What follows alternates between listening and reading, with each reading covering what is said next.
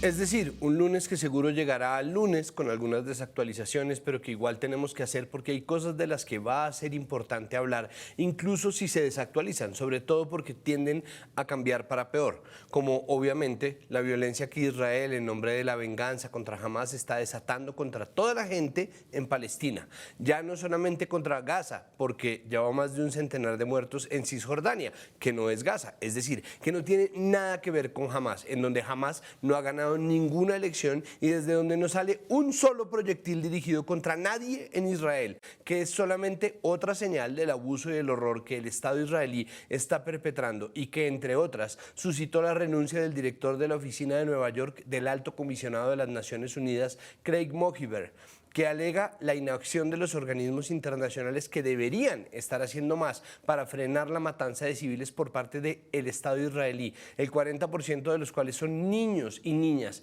y otro porcentaje considerable de ancianos y mujeres indefensos, que sumado al bombardeo sobre hospitales, mezquitas, viviendas, convoyes de ambulancias, el desplazamiento forzado de grandes cantidades de gente a la que se bombardea en el camino, la retórica deshumanizante, el encierro forzoso tras un muro, configuran, en palabras de Mohiber, pero no solamente de él, un genocidio con todas sus letras. Y acá, en este punto, estamos todos y todas en este planeta tratando de mantenernos cuerdos, de mantener el alma intacta entre la tristeza y la rabia, porque nada justifica lo que el Estado de Israel está haciendo con la gente en Gaza. Y en ese ejercicio de mantener la cordura, tenemos que recordar también que nada justifica, tampoco nada justifica la retórica de odio. En todo el mundo y Colombia también van subiendo el nivel del discurso de odio y la retórica islamofóbica y antisemita. Y esa retórica es solamente el caldo de cultivo de nuevas violencias por venir que ya están llegando y debe ser detenida ya. Y de nuevo, entiendo que es difícil porque estamos todos denunciando la masacre, pero tenemos que mantener claridad sobre las diferencias que existen entre el Estado israelí, que es responsable de estos horrores, con el apoyo de parte de su ciudadanía, que no es el total de la nación israelí, que no comparte necesariamente las posiciones ni las acciones de su Estado y que incluso se ve atacada cuando difiere, cuando se atreve a disentir. El pueblo judío, que es otra cosa y que está diseminado por todo el planeta, mucho del cual está en absoluto desacuerdo con las acciones del Estado israelí y se está manifestando en el mundo entero. Y nada que ver tampoco con la religión judía, que no solamente no es practicada por todo el pueblo judío, sino que tiene distintas facciones y modalidades, algunas más ortodoxas, otras menos. Y exactamente eso mismo hay que hacer en las distinciones acerca de lo que significa ser musulmán, que no es lo mismo que ser un integrista, así como ser pro libertad de Palestina no significa negar a Israel o pedir el exterminio del pueblo israelí. Eso es una locura, ni ser yihadista, ni ser integrista, ni nada de eso tiene que ver, nada de eso, pero claro, nuestros medios y comunicadores no es tampoco que ayuden mucho. Sin ir más lejos, están las palabras de Paola Ochoa en Blue Radio, diciendo que la venganza es, a ver si entendí bien, un valor para el pueblo judío, porque lo dice el Antiguo Testamento en un texto que algo le dijo Alberto Linero y esto que dice Paola Ochoa además puede sonar al mismo tiempo como una justificación de los horrores cometidos por el Estado israelí, como de, es que lo tienen en sus textos, o como un ataque de plano a todo el pueblo judío por una cita de la Biblia. Y ojo, que Netanyahu ha salido a citar versículos que suenan bastante genocidas del Antiguo Testamento, pero lo de esta intervención de Paola Ochoa es definitivamente hablar por hablar, y ahí está el detalle, joven. Ya no estamos para darnos el lujo de hablar por hablar, ni estamos para diseminar imágenes cargadas de odio y antisemitismo, como una caricatura peligrosamente racista, muy parecida a las representaciones odiosas de judíos que aparecían en los afiches de la Alemania nazi, con personajes narizones haciendo caras de malos, fruncidos, y en específico me refiero a la caricatura de Matador, y en esta caricatura que se hace del pueblo judío llevando ropa ceremonial ortodoxa que nada tiene que ver con el ejército israelí, ni con el partido Likud de Netanyahu, ni con nada de lo que está pasando realmente en Gaza. Por lo cual un grupo de personas redactó una solicitud de rectificación a Matador por los distintos tropos desinformantes y muy antisemitas que tiene la caricatura, a lo cual este caricaturista, que se ha dado en erigirse o autoerigirse como una Dalit de la libertad de expresión, que más se ve como una especie de impunidad de expresión, salió a decir que se la estaban coartando, que su libertad, y ojo, la libertad de expresión tiene límites y el uso del lenguaje, de la gráfica, de la imagen como un arma también es violencia, sobre todo cuando vemos que en el mundo entero van aumentando los crímenes de odio, desde los ataques contra judíos por ser judíos hasta los ataques contra musulmanes por ser musulmanes, las retóricas que discriminan y que no solamente no solucionan nada ni atacan el genocidio, sino que encima parecen estar alimentando el victimismo estratégico que ha utilizado Benjamín Netanyahu y todo el Estado israelí para esconderse detrás de un antisemitismo que es real, pero que definitivamente no tiene nada que ver con la gente que está o que está teniendo el atrevimiento de denunciar los crímenes de guerra del Estado israelí. Es decir, están utilizando ese antisemitismo para decir erróneamente y de forma deliberada que todo aquel que tiene el atrevimiento de oponerse a que Israel cometa un genocidio es un antisemita, habráse visto. Y de nuevo, no es un asunto complicado. A ver, la historia del conflicto palestino-israelí, el asunto territorial es larga y es difícil de entender, pero en este punto es bastante simple. Israel está cometiendo genocidio ante nuestros ojos y osa llamarnos antisemitas si lo señalamos como el Estado asesino que es, el Estado israelí. Han bombardeado una zona de apartheid que ellos mismos crearon, han derribado hospitales, han atacado viviendas, asesinado niños y niñas, le han atacado ambulancias y periodistas. Hace días, Israel bombardeó el campo de refugiados de Jabalia, matando a cientos de personas, y durante 3 días seguidos siguieron lanzando proyectiles contra el campo de refugiados que, ¿saben por cuenta de quién se habían convertido en refugiados en primer lugar? Exacto, por cuenta de Israel y de su violencia contra la gente en Gaza, que repito, nace como una retaliación contra Hamas, pero hace mucho, mucho tiempo superó cualquier posible retaliación y no es más que una masacre de miles cometida en nombre de una ocupación territorial que debería ser condenada por todo el mundo. Al menos en Latinoamérica ya empezamos, porque tras el bombardeo al campo de refugiados de Jabalia, Bolivia rompió relaciones diplomáticas con Israel, Chile y luego Colombia llamaron a consultas a sus respectivos embajadores en Israel para gran dolor de algunos periodistas locales y luego siguieron México y Argentina. Menos mal, hay países, menos mal el nuestro está dispuesto a hacer lo que se debe, porque los gobernantes de las grandes potencias globales, Estados Unidos, el Reino Unido, Alemania, la Unión Europea, siguen guardando un pasmoso silencio y las fuerzas de policía de estos países siguen reprimiendo las protestas que en muchas ciudades se están llevando a cabo para exigir un cese al fuego inmediato, mientras las entidades multilaterales como la ONU y sus distintas oficinas, UNICEF, la Organización Mundial de la Salud, la Agencia de la ONU para los Refugiados Palestinos en Oriente Medio y ONGs de derechos humanos como Human Rights Watch, Amnistía Internacional, han alzado la voz desde hace semanas pidiendo que cese el fuego. ¿Y los medios? Bien, gracias. Para la muestra, este pantallazo de un reporte de Caracol Televisión en el que dicen olímpicamente que en Palestina hay 8.000 muertos, mientras que en Israel hay 1.400 asesinados. Una vez más, a los israelíes, según Caracol Televisión, los asesinan, mientras que los palestinos mueren. Así, se funden con el universo porque al parecer así es la vida y nadie, ni Netanyahu, ni el ministro de Defensa israelí, ni Biden, ni Trump, ni Rishi Sunak, ni Ursula von der Leyen, ninguno que pudiera decir realmente nada de peso ve ese noticiero. Lo ve el estamento político colombiano y un montón de gente en Colombia que debería recordar con horror cómo de forma gratuita muchos medios de comunicación del establecimiento fueron también permisivos en el lenguaje con el que relataron la violencia paramilitar versus la manera estricta con la que contaron la violencia guerrillera, que no era para menos, pero entonces, ¿qué pasa? Ahí sí, con los ambos lados. Y esto no es un invento mío, es una tesis doctoral de Alexandra García Marrugo.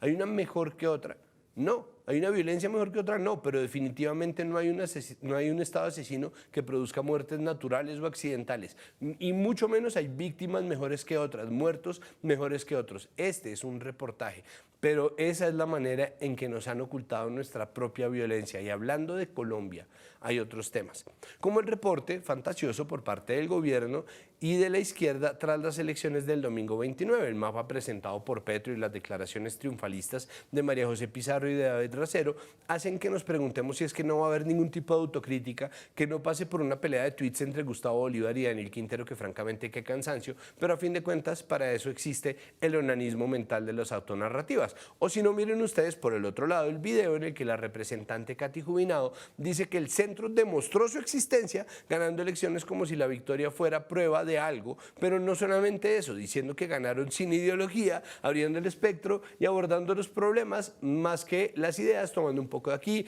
y un poco de allá. Y perdón, Katy, es que si hay prueba de que el centro no existe es precisamente esa, que no tienen ideología alguna, ni un plan, solamente son una clientela para la derecha moderada y la izquierda, parte de la izquierda, muy chiquita parte de la izquierda, que no se siente representada en los partidos de izquierda, que tampoco son una maravilla. Y entonces están tratando de justificar que el centro existe simplemente porque agarra un punto de una ideología, un punto de otra. No es que precisamente por eso es que el Partido Verde se desintegra. No importa que en semana después digan que las opciones que ganan son de centro, esos no son de centro. Y hablando de una izquierda mal representada, y mucho más grave esto que las discusiones sobre si el centro o el centro no existe, la noticia más urgente esta semana fue que el ELN, días después de las elecciones, se adjudicó el secuestro de Luis Manuel, el papá de Luis Díaz, Lucho Díaz. Muy a lo ELN fue como, no sabíamos que lo teníamos, que es al mismo tiempo preocupante y enfurecedor.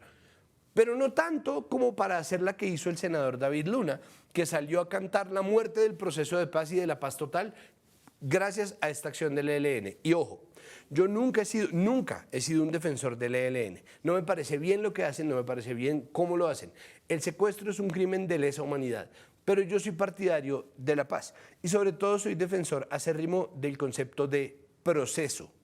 Una vez más, senador Luna, proceso. Es decir, la paz con el ELN está en proceso y ese proceso va a tener momentos más difíciles que otros, y este es un horror de momento, y los del ELN la están cagando horrible, pero entonces claro que el Estado tiene que ponerse firme y apretar. Claro que de no tener garantía alguna hay cambios que se deben hacer y aún así se debe mantener hasta el final la voluntad de paz, que es un derecho fundamental en la Constitución, porque esa es la responsabilidad estatal. Si el ELN no cumple el cese al fuego, la paz también se puede hacer sin cese al fuego, aunque sea lamentable la violencia. Pero no vamos a hablar de eso. Y ya que hablamos de violencia lamentable, hay que hablar también del anuncio que busca aplazar esa violencia, aparentemente hecho por la ministra de Medio Ambiente, Susana Muhammad, diciendo que se va a iniciar una estrategia mixta para encarar el problema de los hipopótamos invasores del Magdalena, que ya está tarde y que incluye la esterilización de algunos de estos animales. Y yo vuelvo y me pregunto por enésima vez entonces, ¿para qué es que nos sirve tener científicos en este país si ya se nos dijo una y otra vez que los hipopótamos, perdón, tienen que morir? Es lamentable y es un error humano que estén allí, y la maldad de pasar por encima de la vida de los animales así, llevarlos a otro lado en donde no viven, es un horror, pero en nombre de conservar el voto animalista, que es un voto anticientífico, están arriesgando el equilibrio ya bastante frágil de ecosistemas completos, a muchas especies incluyendo humanos, porque tras la esterilización no es como que los hipopótamos dejen de atacar, no es como que dejen de causar impactos ambientales, porque ahí siguen. Pero no, que se joda la ciencia y de paso pongamos en peligro a los que tienen que hacer la esterilización quirúrgica a los hipopótamos. Y ya que estamos en estas, hablando sobre la ciencia, tendríamos que celebrar que contra quienes siguen dando la espalda a la evidencia se aprobó finalmente el impuesto saludable a bebidas azucaradas y comida ultraprocesada, que obviamente generó revuelo en un sector de la sociedad, incluyendo a Noticias Caracol, que decidió traicionar no solo la evidencia que ha demostrado varias veces en distintos países la efectividad de medidas como este impuesto, también traicionaron a las matemáticas, porque no lograron ni el periodista ni el tendero calculadora en mano, en una nota de escándalo que quisieron hacer, dar con cuánto es el 10% de una cifra cualquiera. por lo que los precios finales que nos daban tras el aumento aparente del 10% con el impuesto acababan superando por mucho el 10%, todo en nombre de hacer sensacionalismo que se dice del lado de la gente, del pueblo. Y claro, estos sectores no necesariamente Caracol Televisión, sino el público que se sentirá identificado con ese mal reportaje, son los mismos que contra toda evidencia y en su momento protestaron por tener que usar cinturones de seguridad en los carros y cascos y chalecos reflectivos en las motos. Los mismos, algunos, que se pronunciaron enemigos de las vacunas contra toda evidencia. Ya es que ahí está la evidencia. Basta con buscarla, basta con leerla, sea para los hipopótamos, para las vacunas, para los cinturones de seguridad, para los cascos, los chalecos y claro, para los impuestos saludables, pero vale. Otro que desconoce lo que ya está plenamente documentado y ya está escrito y se supone que está acordado es, para variar, el fiscal Barbosa.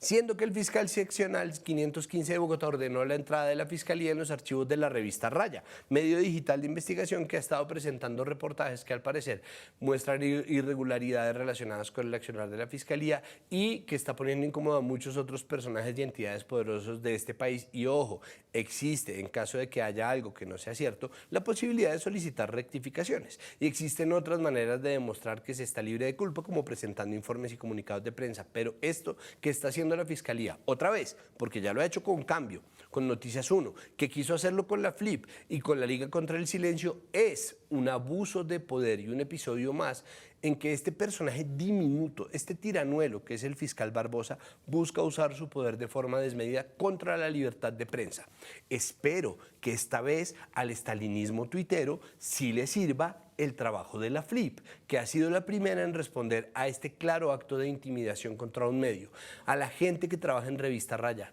toda nuestra solidaridad y fuerza en estos momentos en que nada parece funcionar y se ve en peligro la libertad de prensa independiente tan importante para cualquier democracia. Y no vamos a hablar de ninguno de estos temas. Quisiera en cambio presentarles el Tribunal Popular de Siloé, la Comuna 20 de Cali, una comunidad especialmente vulnerable, no solamente por el empobrecimiento y el racismo estructural de este país, también por los estigmas sobre la comunidad y de cara a nuestro capítulo de hoy, por el silencio estatal de inoperancia y la violencia de un Estado que reprimió sin ambages el derecho a la protesta ejercido por los jóvenes de Cali y de esta comunidad durante las movilizaciones del paro de 2021. El Tribunal Popular de Siloé ha investigado, hecho recolección de historias, presentado pruebas y ha fallado condenando por fin al Estado colombiano. El Tribunal Popular de Siloé no tiene ninguna jurisdicción ni estatus oficial, no hace parte de la rama judicial, pero es la prueba de que los procesos colectivos por la reparación y la memoria en un país que a menudo olvida a su gente pueden restaurar algo de confianza en lo comunitario, en lo colectivo, y por eso lo traemos hoy a este lunes festivo pregrabado. Por eso nuestro hashtag es el lema del tribunal: conmemorar, dignificar y resistir.